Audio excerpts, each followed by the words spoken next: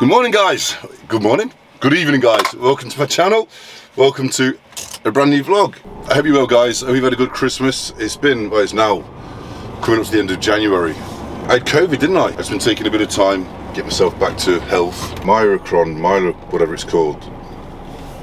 Whatever the other one's called. Yeah, I had that, I think. First day was horrendous. It was awful.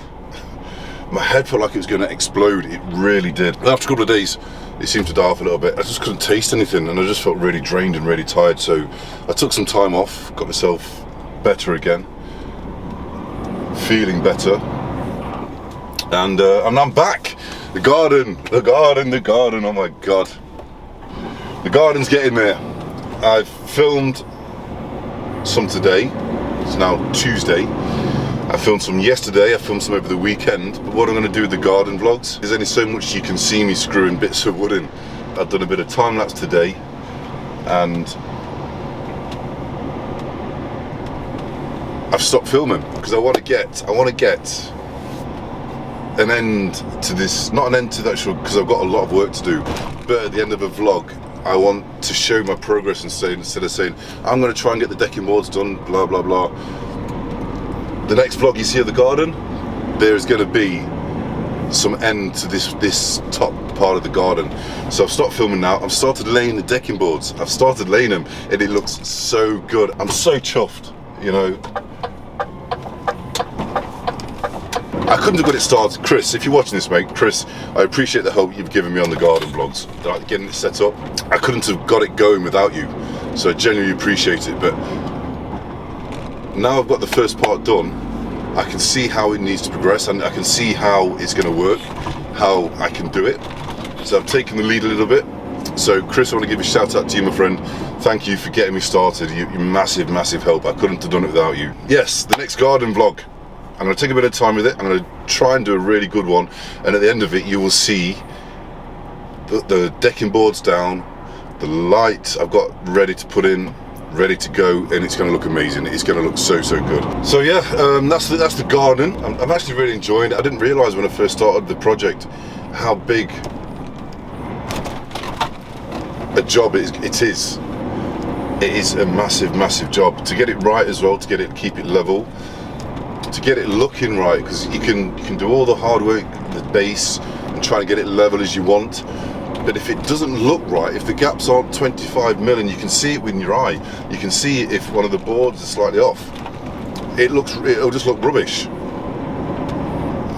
It's just a lot of work that goes into it. You've also got to try and get the wood straight. There is ways of doing it, get the wood straight so it looks pleasing to the eye. So that's where I'm at the minute with the garden vlogs. Tonight, the things we're not going to talk about, I want to, but the things we're not going to talk about, Boris and the government and Christmas parties, we're not going to talk about that, because we're not allowed, quite clearly, we're not allowed to talk about anything that goes against the grain, because you'll get cancelled. So we're not going to talk about that. We're not going to talk about the American president. No, we're not. I could talk for hours on him, but we're not going to talk about that. We're not going to talk about anything that's in the public eye at the minute, because let's face it, if you do, you're liable to get cancelled, like that Malone doctor, the doctor who's the guy who's credited with inventing the mRNA technology that goes into the vaccines, and he's been banned off Twitter. The guy's been banned. There's nobody else more qualified to talk about it, I'm going to call it than this guy. The guy invented the mRNA technology that goes in it all, and he's been banned. But we can't talk about that, can we? No, we can't. No, we can't. Not allowed. You try and the bus is complaining, your phone's always ringing. Outside there's the cold wind, inside the monotony.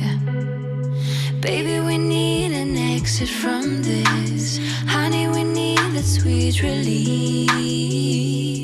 I know it will feel them, the electric feelings, you and me all night. Yeah, be alright. If you close your eyes, so close your eyes, feel the sunlight, baby, we'll fly. I've been thinking the past few days what we're going to talk about, so I thought I would revisit one of my old videos, basically tell you why I started vlogging. For the people that's not seen, because I've got quite a lot of videos, to be perfectly honest, I was only ever going to do one vlog. Yeah, now I've got about 70, 80 videos down the line. So I was working for a company. It was probably about 2 years ago now, maybe 3 years ago. And I was on days. I got into this yard, and it's quite a tight yard. I did him a delivery, and as I pulled out of the yard, my back end spun around and caught a little post which I didn't see, and it just knocked the indicator. I think it was on the driver's side, knocked the indicator out. The bulb had gone, and in the truck at the time there's something called a bulb pack, and it's got all the bulbs that you need. It was a brand new pack, so I tried every bulb that was in this pack to get this indicator to work.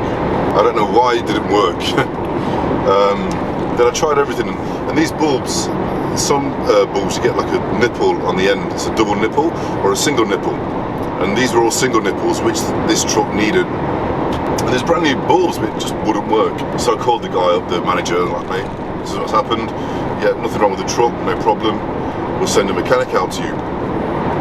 So I waited there for about an hour and a half, maybe 2 hours. The mechanic turned up, took one look at it, looked at the bulb pack. The first bulb we tried, put it in, it worked. He just looked at me and just shook his head. I was agency at the time. So agencies have got this reputation that we're not very good drivers. And we are some really good drivers. Obviously, it's like anywhere you go, you've got some bad drivers, but on the whole, the company I work for, Enterprise, all the drivers are really good. He puts the bulb in, it worked. I look like a right idiot. Anyway, that delayed me for about an hour and a half, 2 hours. Carried on with my job, and because of the delay, you get on days, you get like a set amount of deliveries to do, and once you've done your deliveries, then you go on to collections. But you need to try and get all your deliveries done, so you've got an empty trailer to do all the collections, because if a company's worked well or done right, you know, you've got a full trailer, you do all your deliveries, and then your collections will fill up your trailer, so you're not wasting any money, you're using all the trailer. And that delayed me by about, like I said, about an hour and a half, 2 hours. So by the time I got back to the yard, it was, I think it must have been about, well, I should have been finishing at 5, so that knocked me on till about 6:30. So I was driving home, and where I live, about 5 minutes down the road, is a roundabout called Denton Roundabout. And it's a fairly big roundabout, and the side facing Ashton, anybody who lives in Manchester, they'll know, the curb is quite big. It's literally, it must be about 6 or 7 foot wide. And as I was driving around the roundabout, there was 2 female police officers, and there's this young lad. He must have been about 23, 24. And he was a big lad. He must have been about 6'3", 6'4", a little bit smaller than me. And he had fluorescent clothes on, so he had work clothes on. So he must have been to work in the day, either got the sack or something had gone wrong for this guy. And these female officers, they couldn't have been no taller than, I don't know, must have been about 5'2", 5'3". So, and as I drove by them, I thought, that looks a bit suspicious. So I drove back round again, pulled onto the curb, and one of the female officers was stood with the guy talking to him. He was holding onto the railings on the bridge. I'm not explaining this very well. Okay, Denton Roundabout, it's a motorway that runs underneath of it. Now, in Hyde, where I live, there's about 4 or 5 bridges, and I don't think so much now, but a few years ago there was a lot of people jumping off the bridges. It's not good, not good. So this Denton Roundabout, it's over a motorway. One of the female officers was talking to this lad. He was stood holding onto the railings, looking over the railings towards Ashton, the line. So I drove round, pulled up, and one of the female officers was offset, stood just watching them. And I said, is everything okay? Do you need a hand? I appreciate that. Just stay here if you will. This lad something's happened today. He wants to jump off the bridge. So he stood there. Now, not long before this, I had a friend called Sam, and she was friends with a girl called Emily, who was my ex's best friend. So a few times we've been out drinking together, we had a good laugh. This Sam was really funny girl. She was really nice. She was a nice girl, and she suffered from mental health. A few weeks previous to this, one of the bridges in Hyde, she was driving over the bridge one day, and she just stopped a car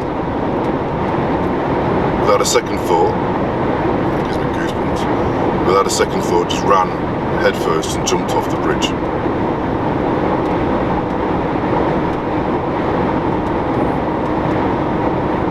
And even though I was at work and I was nowhere near there, in your head you think, if only I was there, if only I could do something, if I was there I would have stopped her, you know, I would have done something. But I think when somebody's so determined that they've had enough and they're going to do it, there's no stopping them. She stopped the car and she just ran and jumped headfirst over the bridge. So obviously this was on my mind, and as I drove around the roundabout, pulled over. That's not the reason I stopped, but obviously that was fresh in my mind. You could see the guy getting really agitated, so we sort of like walked slowly behind him. So he was looking over the railings, over the motorway. There's a police officer to the left and one on to the right, and this guy was up here and these girls were like that, they were, you know. So I stood behind him. I didn't say anything, just stood there. I didn't want to aggravate him, I didn't want to worry him. The ladies were trying to talk to him, and he wasn't having none of it. 1 minute he was calm, the next minute he was like, oh I'm glad, you know, he was just in a really dark place. His name was Nathan. It was clearly a cry for help, because I think if he wanted to have done it, he wouldn't have contemplated it, he wouldn't have stood there, he would have just jumped, you know. And in my head as well at the time, obviously I was in the army and I've lost quite a few friends in Afghanistan, and in my mind I was like, I'm not going to let you jump. I mean, I was bigger then. I was about 17 stone. I was training all the time. I was really big, not so much now, I've stopped training, but I was a big guy, and in my mind I was like, mate, you ain't in. I was thinking, I'm not going to let you jump. There's no way. I don't know you. There's no way I'm going to let you jump. Not on God's green earth. I'm not going to let you do it. And he was getting more and more agitated. He just lunged a little bit, so I just literally bear hugged him. And because we were similar sort of height, my left knee was at the right point in the back of his left knee, and I just put my knee into his knee and leaned to the left and used all my body weight to take him down. So the ladies had his legs. I was literally laid on him, and the female officer's like, don't crush him, don't crush him. I'm not. I'm just making sure he can't move. You know, he was literally fighting to try and get away, but there was just no way I was going to let this guy jump. We was there for about 15-20 minutes. Now, that's not a long time. It was a long time to try and hold somebody, literally, when this guy's fighting, because if he'd have got away, I'm sure he would have just jumped. Because it's one thing somebody holding you back, but the more you fight to get away, in my mind, if you'd have got away, you'd have made a split decision and may have regretted it, but he would have just jumped because he got away. So I wasn't going to let this guy get up. Yeah, we lay there for about 20 minutes, and it was like rush hour, there's cars going by, and fair play, a car full of young lads. It must have been from the ages of 18 to 22, stopped. And they got out and helped. Nobody stopped. Nobody stopped at all. There is more to the story. Really more to the story. But we're almost here now, so I've got to do my bits and bobs at the depot, and I should carry on the story. Hey buddy. Yeah, mate. Cheers, man. Thank you. Cheers.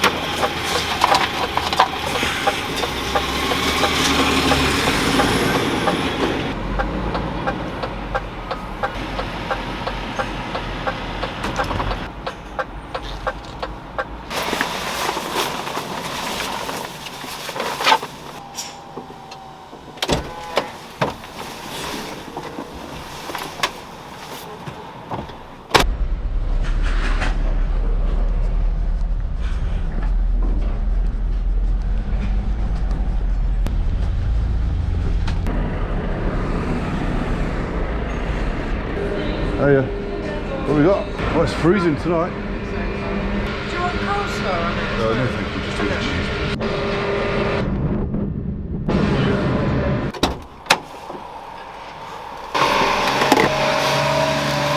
Honestly, because it's free, you know, and you can't complain, it's free. Right, I'm gonna eat this, you're not watching me eat. That food was amazing. That's got to be the best food I've had since I've been down here.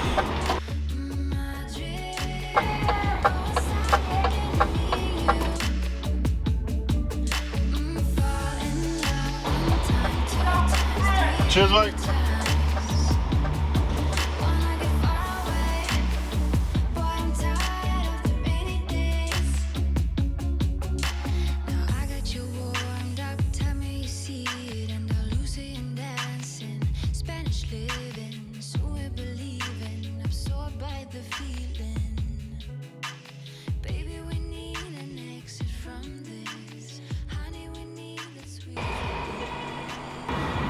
Crazy in here, honestly. When all the photo drivers are here, it's proper mayhem. It's just proper. Right, so it was on the bridge. There was the cars who'd pulled over, the two female officers and myself. I was literally laid on the guy because just to try and keep him down. I didn't want to hurt him. I didn't want to pin him to the ground. I just wanted to make it hard for him to move. And he was there for about 20 minutes. And it's just a strange, really strange sequence of events that led me to this particular moment in time. Now, if my indicator never had gone, I wouldn't have been delayed. I wouldn't have been on the bridge. But the strangest, weirdest thing is, as we were waiting for the backup to come, a bus pulls up, double-decker bus. The doors fly open, and this woman comes flying out. Oi, that's my effing son, what are you doing? And this poor woman was absolutely in bits. You know, she's coming home from work and she happens to probably look out the window and there's her son being held down on the floor by myself, two officers and about three other guys. And it was just the most bizarre sequence of events that led me to a certain point in time that I could be there to help stop this guy from hurting himself. Whether he would have done or not, I don't know. Maybe because I was there, it made him wrestle even more, you know. I don't know. And I never thought about doing a vlog. Ever thought in my life about doing a vlog, to be honest. I never even really watched them. I never even really heard of a vlog. And my mate Tom, watching him do it, that got me interested into it. But that first video I did, what I'll do at the end of the video, there'll be a couple of videos that I can suggest to you guys. I'll try and find that video and leave that one in there for you to watch if you want to watch it. It's my very first one, so don't expect too much. I didn't know what the hell I was doing. Probably still don't. But yeah, that was my first ever vlog, and I was only going to do one, and people seemed to like it, and it just went from there. So that is the reason why I started vlogging. And yeah, it's just a real crazy sequence of events. The delay, the 2-hour delay, the indicator that, I mean, I don't believe in God or nothing like that, but it's just really bizarre, really bizarre. And especially when the mechanic came and put the bulb in that I tried, and they all worked. Strangest thing. I'm getting watched here, I'm talking to the camera. But anyway, I think that's us, almost unloaded.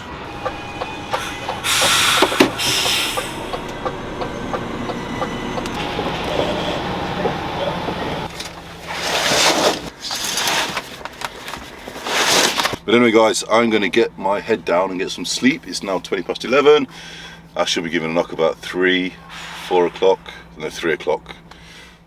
One of the reasons why I'm talking about this again is because it's a really serious subject, and obviously with the coronavirus taking up the news, and it's in everybody's lives constantly. You know, your mental health, sort of like, from what I can see, has been forgotten about, and now more than ever there's a lot of people struggling, and like from the original video when I the reason why I did that was to say to people, like, just don't give up. You know, you don't know what's around the corner. I've been to some really dark places in my past, you know, and you can't ever give up on life. You don't know what's around the corner. You don't know what life has in store for you. You've got one life, and life's not meant to be easy, I don't think, because it isn't. Life's too precious. You know, you're 1 in a billion chance, if not a trillion chance, that you're here now, and the sequence of events that led you to be here now is actually really remarkable. It's amazing. And, you know, to throw it all away, you know, it's got to keep fighting. That's why I'm touching on this subject again, because I think it's a really important subject. But anyway, we're going to set off now, and Ren wants to say hello. Knackered, thank God. Time for home. See my boy and Maisie. Hello. Hello. Oh, baby. Oh, Ren. Love you. Guys, thanks for watching. I hope you enjoyed the video. Take care, and I shall see you soon. Take care. Bye-bye.